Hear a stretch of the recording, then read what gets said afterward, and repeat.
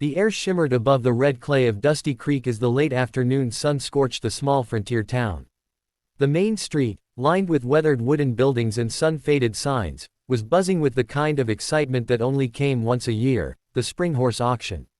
The smell of hay, sweat, and roasted peanuts drifted over the crowd that had gathered by the corral behind McAllister's feed store. Children darted between booths, laughter ringing out like silver bells.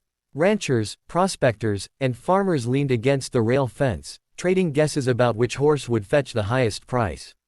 The hum of voices filled the air, a blend of anticipation and gossip, the lifeblood of a small western town. Sheriff Cole Barrett stood a little apart from the crowd, broad-shouldered and weathered from years of law work under the blazing sun.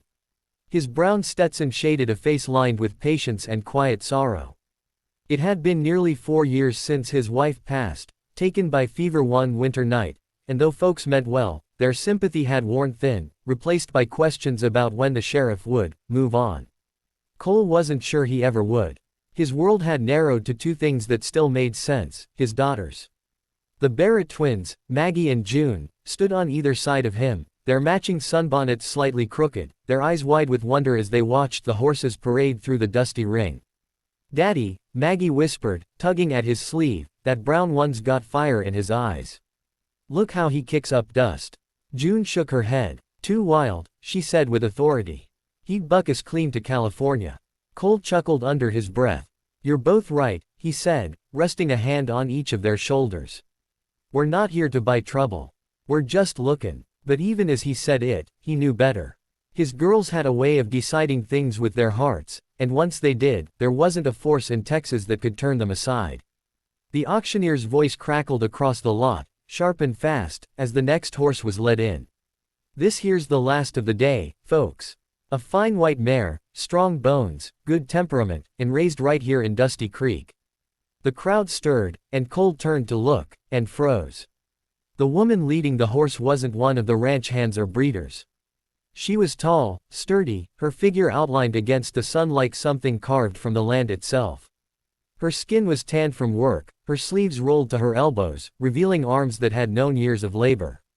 Copper-colored hair escaped the knot at the back of her neck and caught the light like fire. The twins gasped together. "Oh, she's beautiful," cried Maggie. "Which one?" Cole asked absently, though he already knew. "The horse," June squealed, tugging his hand. "We want this one, Daddy."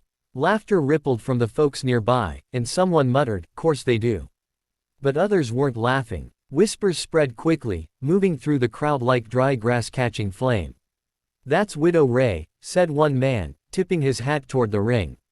"You mean Alma Ray, the one from out by Cedar Ridge?" Another replied. "The same. Husband died in that mine collapse 3 years back. Poor woman's been working his ranch alone ever since." "Yeah," came a snicker, low and cruel. "Working too hard, by the looks of it. Too wide to wed, they say."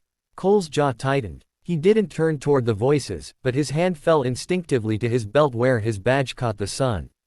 The murmurs softened a little, though not out of shame, more out of habit. The sheriff was a man people didn't cross if they could help it. Meanwhile, Alma Ray stood calmly beside her mare, one hand stroking its neck. The animal was strong and sleek, coat shimmering like fresh snow, eyes soft but steady. "She's called Luna," Alma said to the auctioneer, her voice clear, low, and even. "Born last spring. Smartest horse I ever raised." "All right, folks," the auctioneer called, "we'll start the bidding at $50. The first bid came slow, uncertain. Then another, higher. Soon the numbers climbed, voices competing as men shouted from every side. Cole watched the mare move, the way she stepped light despite her strength, the way her ears flicked toward Alma's voice like she trusted her completely. He knew good horses, and this one was better than good. She was rare, calm but fierce, built for endurance, with a heart that wouldn't quit. Then his daughter's small hands gripped his sleeve again. "Daddy, please," Maggie said softly. "We want this one." "Please," June echoed, eyes wide and shining. Cole hesitated. Money was tight. His salary as sheriff wasn't much, and there were always repairs, feed costs, and school clothes to think about. But as he looked down at his daughters, their matching freckles, their mother's same stubborn spark, something inside him gave way. The auctioneer's voice cut through the air. Going once for 75, going twice. Cole lifted his hand. 80. Heads turned. The sheriff rarely bid on anything but tools or tack. 90. Came a voice from the back. Cole didn't flinch. 100. The crowd quieted. Even the twins held their breath. No one else spoke. Sold. The auctioneer shouted, slapping his hand down on the railing. To Sheriff Cole Barrett. The twins squealed, jumping up and down, hugging each other like they'd just been told Christmas came early. Alma looked up then, really looked at him for the first time. Her eyes were a deep, gray blue, and they held something he hadn't seen in a long while, not just strength but gentleness. She gave a small nod of gratitude, nothing more, but it struck him harder than words could. As the crowd began to disperse, the whispers followed them like dust in the wind. Sheriff buying from her, huh? Guess he's got a type, strong and lonely. Cole ignored it all. He walked up to Alma, tipped his hat, and said quietly, "You raise fine horses, ma'am." She studied him for a moment, her expression unreadable. "I raise what needs raising, Sheriff. That's all." The twins rushed forward, hands outstretched to pet the mare. Alma smiled faintly. "She's gentle with little ones," she said. "Knows when to be soft." Cole nodded, his voice rougher than he meant it to be. "That's a gift, in a horse and in a person." For a long second, neither said anything. Just the sound of the wind and the steady breathing of the mare. Then Alma handed him the reins. "She'll serve you well," she said. "Maybe she'll do more than that," Cole replied. "Maybe she'll remind us what hope feels like." Alma looked at him, really looked, then smiled, small but true. As Cole led Luna away, the twins skipping beside him, the last light of the sun spilled gold across the red dirt. Behind him, Alma stood by the fence, watching them go. And though the town would whisper for weeks to come, Cole Barrett knew one thing clear as day: some stories didn't begin with love at first sight. They began with understanding, and a horse named Luna. Evening settled gently over Dusty Creek, the kind of soft, rose-colored twilight that turned everything, fences, rooftops, even the far-off hills, to gold. The Barrett Ranch sat quiet on the edge of town, its fields stretching wide beneath the fading sun. Crickets had begun their nightly chorus, and the wind carried the faint smell of mesquite and rain that never quite came. Cole Barrett stood on the porch, boots crossed at the ankles, a mug of black coffee cooling in his hand. Out in the pasture, Luna, the white mare he'd bought a week ago, grazed near the fence. Her coat glowed pale in the dusk like a living lantern. Nearby, Maggie and June brushed her mane, laughing every few seconds about something only twins could find funny. Cole didn't call them in. He liked the sound of their laughter. It was a sound he hadn't heard enough of since their mother passed, light, unburdened, unafraid. He was about to step off the porch when he heard the steady rhythm of boots on gravel. He looked up and saw Alma Ray walking toward the gate, carrying a leather satchel and a small tin box under her arm. The twins noticed her first and waved wildly. "Miss Alma," they cried together. Alma smiled, a little shy but warm all the same. "Evenin', girls," she said, her voice steady as a creek's current. "I brought that liniment I promised, keeps the flies off and makes her coat shine." She crouched beside Luna, unscrewing the lid of the tin. The scent of peppermint and sage filled the air as she rubbed the mixture along the mare's neck with practiced hands. Luna tilted her head into the touch, clearly content. "You sure know your horses," Cole said, stepping closer. Alma glanced up at him. "Spent my whole life around them. Easier company than most folks, if I'm honest." Cole chuckled softly. "Can't argue that." The twins had gone back to brushing, chatting excitedly about riding lessons and names for the next horse they planned to convince their father to buy. Cole and Alma stood nearby, watching them.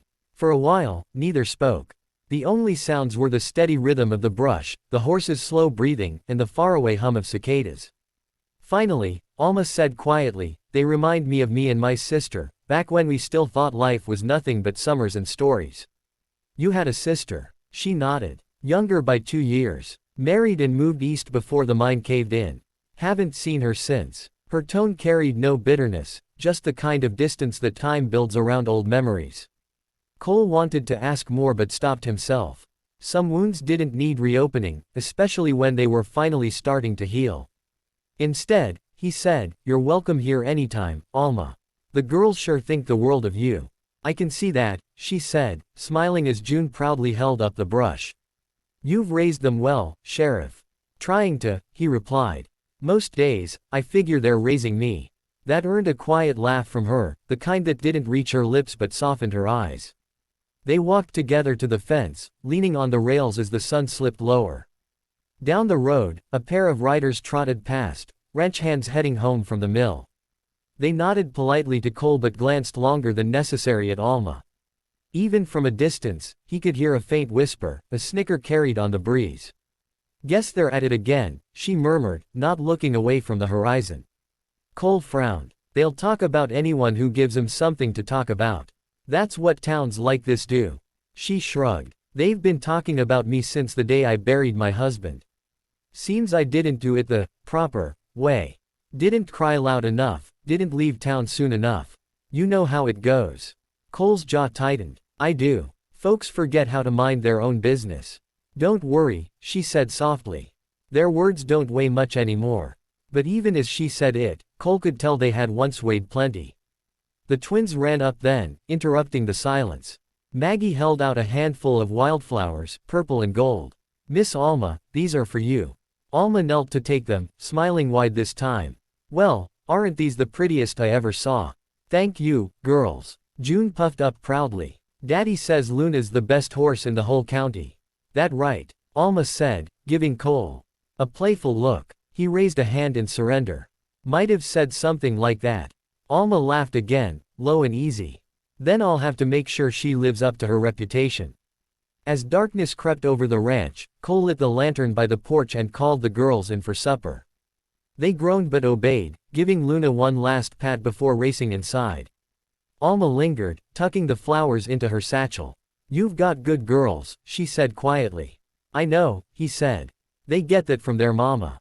Her gaze softened. She must have been something special. She was, Cole answered simply. Still is, in a way. Every time they laugh, I hear her. For a while, neither spoke. The air had turned cool, the kind of cool that hinted at rain but never quite delivered.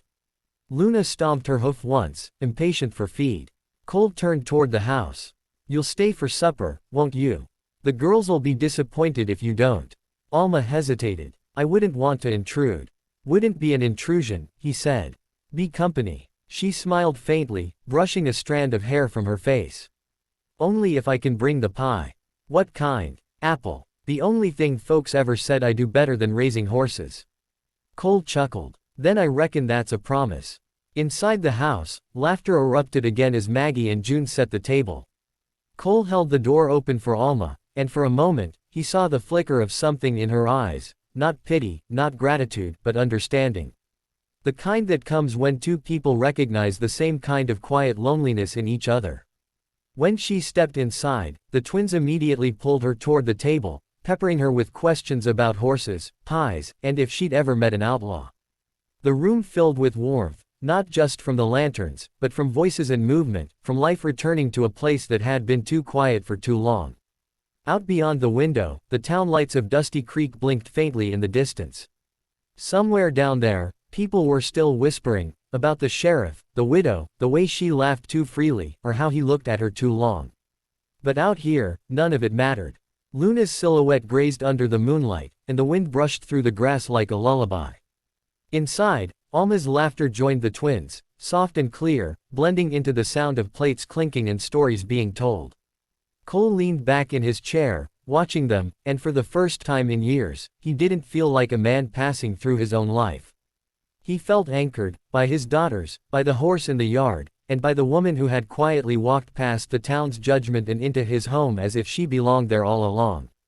Later, when Alma stood to leave, the twins clung to her hands, begging her to come again soon.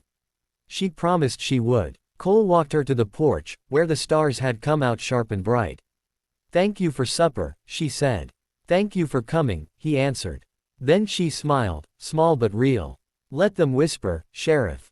They'll find someone new by next week. Maybe, he said, looking out at the sky. But even if they don't, I reckon I'll stop listening. She nodded once, and with a final wave, she walked into the silver night. The sound of her boots faded down the road, and Cole watched until she disappeared beyond the fence line. Inside, the twins had already fallen asleep, and the lantern's glow flickered low. Cole sat on the porch a while longer, watching Luna lift her head to the stars. In a town full of talk, he thought, sometimes silence said everything worth saying. And somewhere beyond the quiet, a new story was beginning, one whispered not in judgment but in hope.